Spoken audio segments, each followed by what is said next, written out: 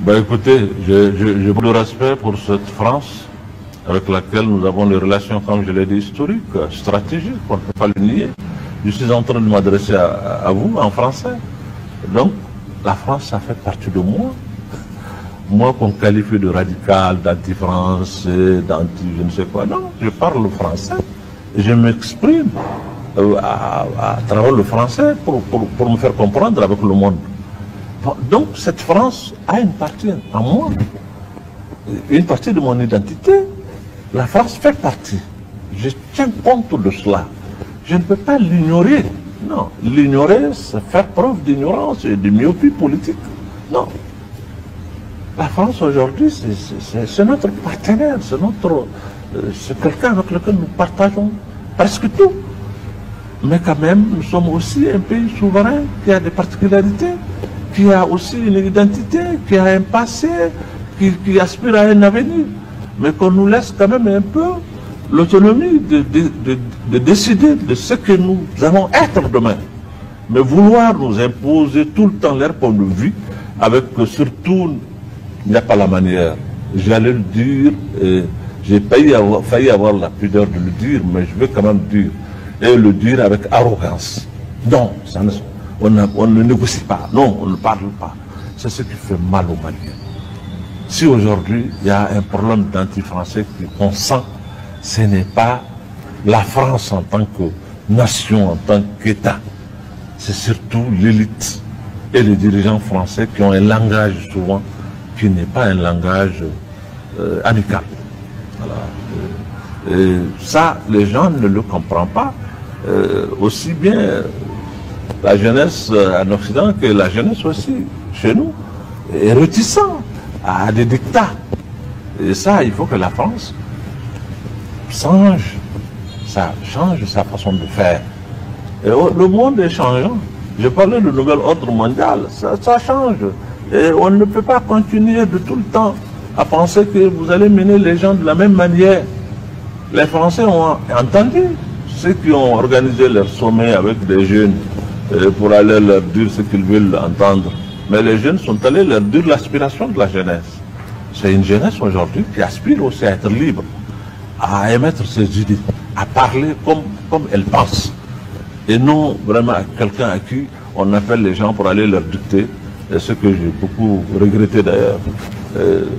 D'abord, enfin, j'allais peut-être prendre un truc qui n'est pas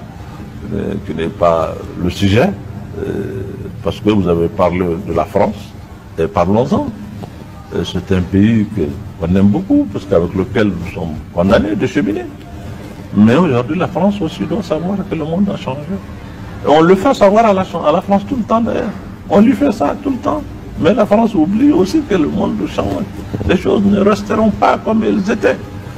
On vient de le rappeler à l'ordre. Ce qui s'est passé entre la France, les États-Unis et l'Australie est une leçon pour que la France sache que le monde change. Ceux qui sont plus forts que vous, ils sont plus forts que vous. Et nous savions que la France est plus forte que nous. Nous essayons vraiment de garder raison, mais de parler avec eux, avec beaucoup de souplesse, mais de grâce que la France aussi nous respecte. Mais le langage de la France n'est pas... Moi, j'ai écouté le ministre des Affaires étrangères de la France qui est venu ici pour nous dire qu'il n'y a pas de négociation.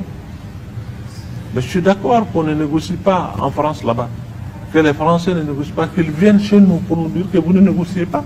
Mais on cesse d'être un pays souverain. Mais même si vous n'êtes pas d'accord avec nous, il y a une façon de faire. Vous ne venez pas chez nous. Pendant que notre Premier ministre parle de négocier, vous dites non, il n'y a pas de négociation. Mais que la France ne négocie pas, d'accord. Mais qu'on nous empêche, nous, de négocier ou de trouver d'autres voies ou d'autres talons pour faire la paix, on ne peut pas le faire.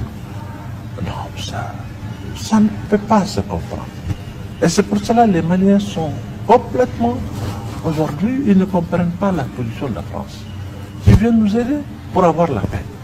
Et nous aussi, ce que nous pouvons faire pour que cette paix-là soit, c'est peut-être pour nous de chercher à négocier. Mais vous dites non. Si vous négociez, je ne suis pas là-dedans. Ah ben alors, vous voulez qu'on fasse quoi? Qu'on reste dans une guerre éternelle, infinie, avec nos ressources maigres qu'on a, on n'arrive même pas à faire nos routes. On est préoccupé par cette guerre qui engloutit tout ce qu'on a comme ressources. Nous voulons nous-mêmes participer à alléger le fardeau pour vous et pour nous. Et parler avec ces gens-là, les faire raisonner, c'est des hommes. Ils sont dotés de la raison. Peut-être qu'on peut arriver à trouver une solution. Mais si vous refusez que ça ne se fait pas, le peuple ne comprend pas ça. C'est pour cela que les gens parlent de Russie, on parle de... Ce n'est pas une préférence pour la Russie. Nous savions que chez nous, il y a un proverbe qui dit que tous les lions sont des lions. Hein. Ils dévorent.